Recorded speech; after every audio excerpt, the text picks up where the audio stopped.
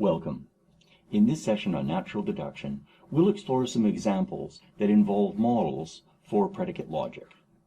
Suppose in our meta logic, we state that the function symbols that we want to model are I and S, and that the predicate symbols we want to model are Q and R. In a previous session, we developed two models. We'll go through them very quickly. In the first model, which was intended to begin to model binary arithmetic, the universe of discourse was the symbols 0 and 1. Within this model, we said that I is going to be interpreted as an index into the set, and we're going to select the object 0. We're going to interpret S in this to be the successor function, and that means we take any term, and what we do is we add 1 to that term and calculate that modulo 2. We'll interpret the predicate Q, and we'll define that extensionally. So we'll interpret that as being the set of objects which is just containing 0. And likewise, we'll extensionally define the predicate R within this model to be the set that contains only the object 1. Our second model was intended to be a beginning on base 4 arithmetic. Now our universe of discourse has 4 symbols, 0, 1, 2, 3. Here we're going to maintain the idea that I is an index function, and we'll maintain the idea that S is a successor function. Now we'll take S applied to a term, we'll return the term plus 1 modulo 4. We'll interpret the predicate Q as being the objects 0, 1, and then we'll interpret the predicate R as being the objects 2 and 3. Let's take a model first approach and explore let's evaluate some formulas. So what we'll do is we'll have some formulas, and then we'll have these formulas in model 1, and we'll have these formulas in model 2. And let's suppose that the first formula we have is a simple predicate. Suppose we have Q of I. And the question is, what does this evaluate to in these different models? Well, the first thing we do is say, well, I is a function, a nullary function, so we have to find out what it evaluates to. In model 1, it evaluates to 0. And then we say, is 0 in the set for the predicate Q? And the answer is yes, so that evaluates to T. We then say, what happens in model 2? We perform the same process. We evaluate the nullary function I, which is our index function. That returns 0.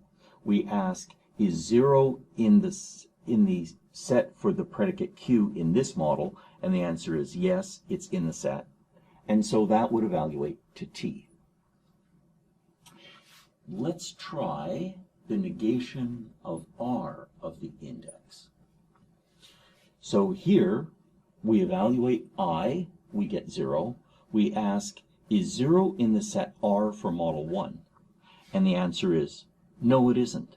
So R of 0 is a predicate that evaluates to false. The negation of false is true, and so that formula is true in model 1.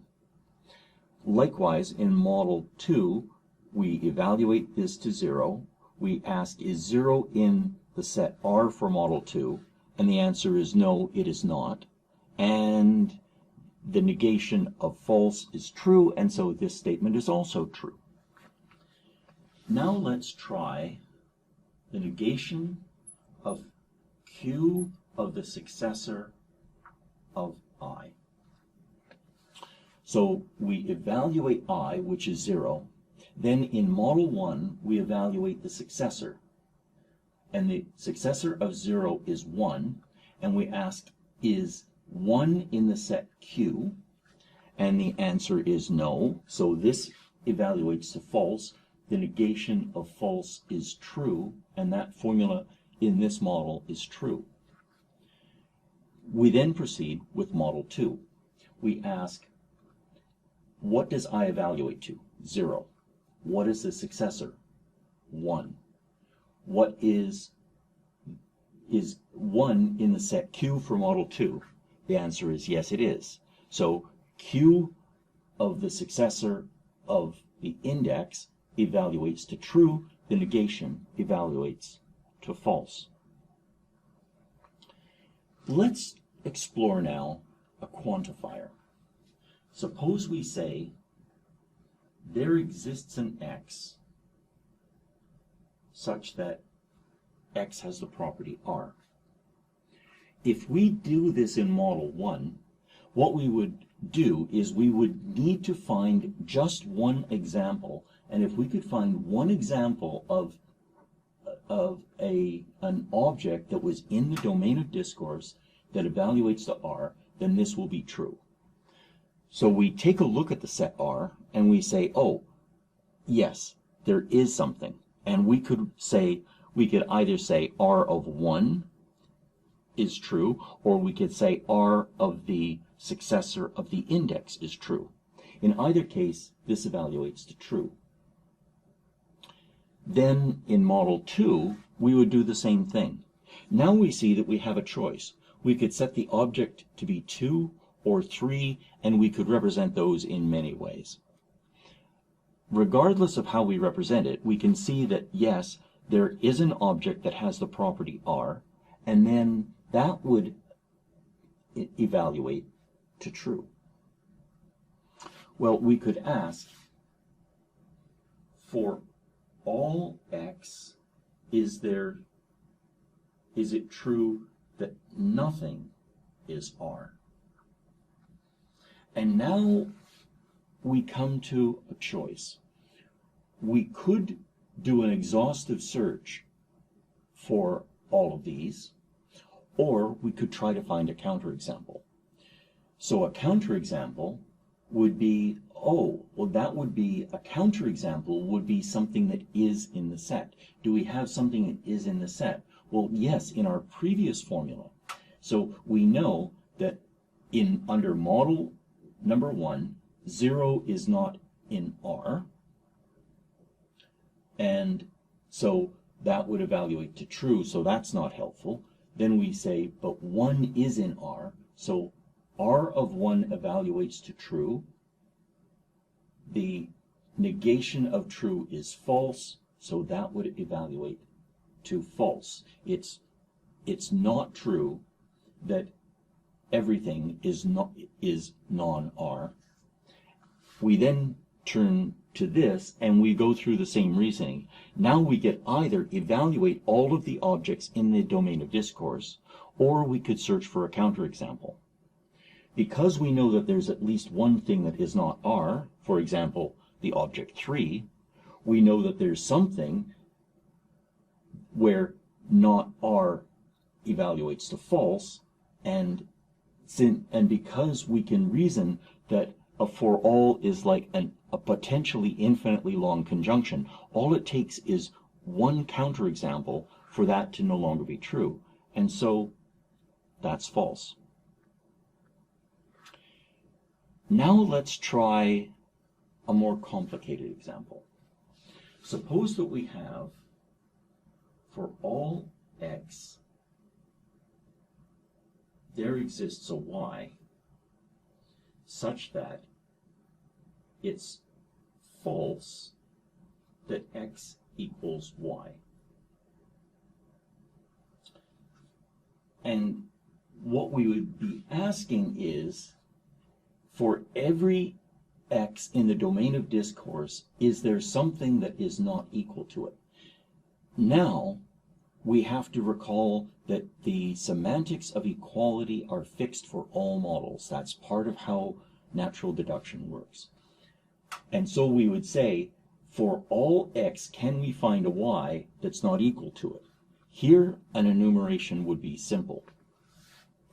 What we could do is we could say, if x is 0, is there a value that is not equal to it? And the answer would be 1.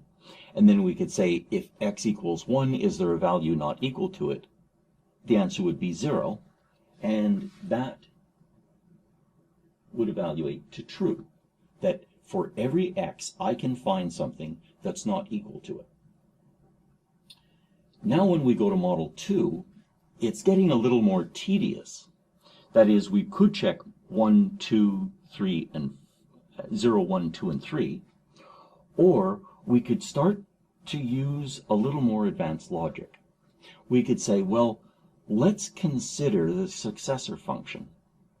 And that is, we know that the successor of an object is not equal to the object. So if I say I will set y to be the successor of x, then for every x I'll pick the successor. X is never equal to its successor, therefore this evaluates to true. In natural deduction, one of the things that we learned was that sometimes quantifiers commute and sometimes they don't. Let's explore what happens if we commute these quantifiers. Let's ask, is there a y such that for all x, x is not equal to y? And so what we're asking now is there something in the set such that for everything in the set, the y is not equal to the thing in the set? And the answer is, well, no, that's just not possible, because if we pick x and y to be the same, then this evaluates to true, the negation evaluates to false, and so that must always evaluate to false in model 1, and likewise it must always evaluate to false in model 2, because we can apply the same sort of reasoning regardless of how large the set is. In these examples, we're taking advantage of the definition of the index function. In these examples, we're beginning to explore what it means to search over the domain of discourse and reason about how the model applies to the formula. Here, we're starting to apply some more advanced reasoning where we're combining multiple quantifiers, and we're also combining our understanding of the semantics of equality so that we can explore how a formula evaluates to true or false in a given model.